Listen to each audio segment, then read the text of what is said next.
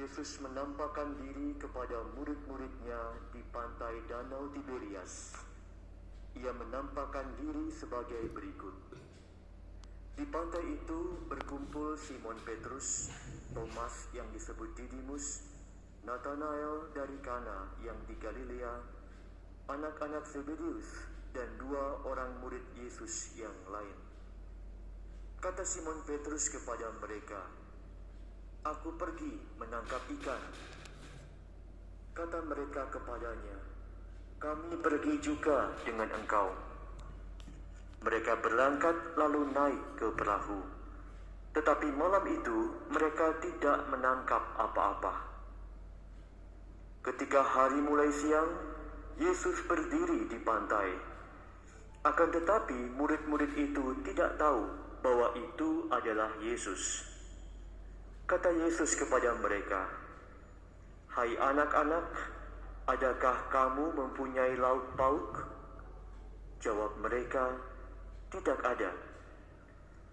Maka kata Yesus kepada mereka, "Tebarkanlah jalamu di sebelah kanan perahu, maka kamu akan peroleh." Lalu mereka menebarkannya, dan mereka tidak dapat menariknya lagi karena banyaknya ikan. Maka murid yang dikasihi Yesus berkata kepada Petrus, "Itu Tuhan."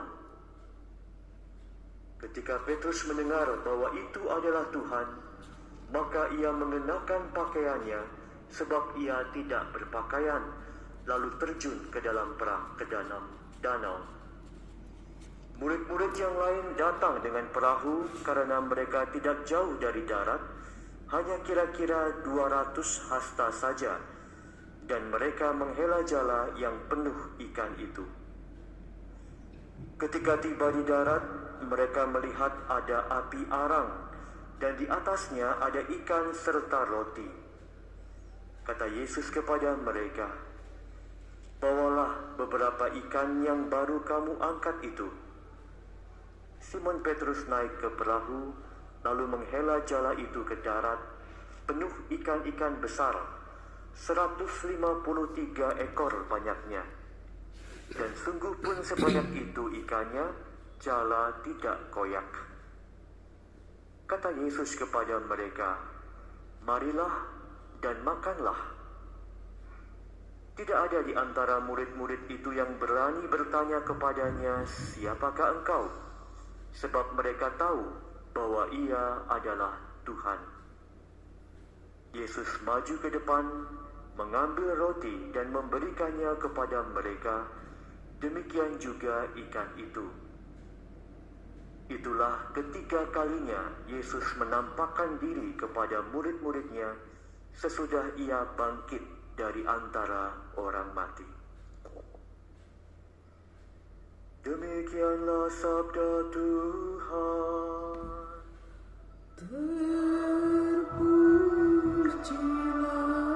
Kristus.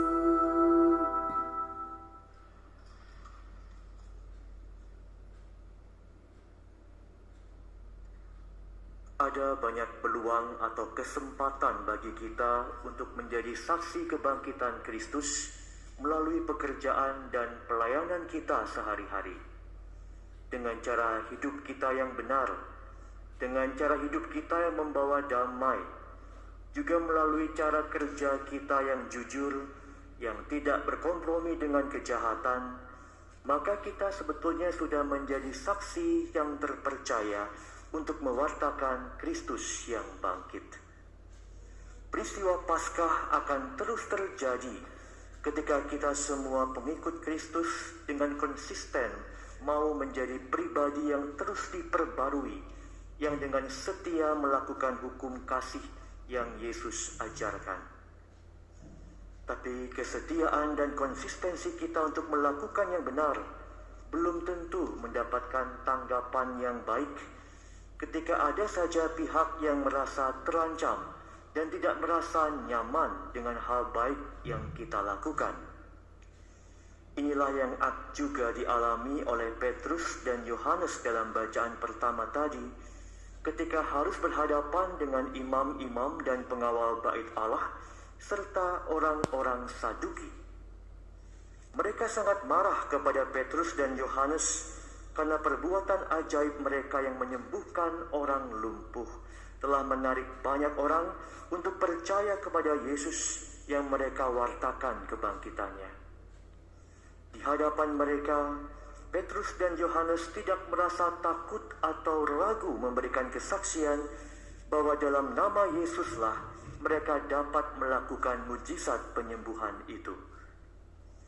Peristiwa kebangkitan Yesus sudah mengubah hidup mereka selamanya, karena mereka mengalami sendiri perjumpaan dengan Yesus yang menampakkan dirinya dengan tanda-tanda yang ajaib seperti yang kita dengar dalam Injil barusan.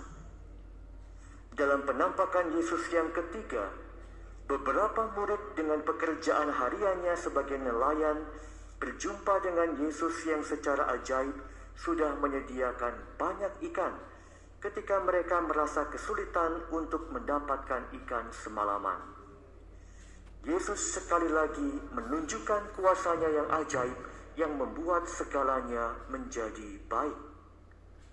Semoga pengalaman kita bersama Tuhan yang baik juga membuat kita berani menjadi saksi kebangkitan Kristus melalui tindakan kita yang sesuai dengan ajaran kasih Kristus, meski harus mengalami godaan dan pertentangan. Dengan cara inilah kita dapat mewartakan Kristus yang bangkit sekarang dan selama-lamanya. Amin.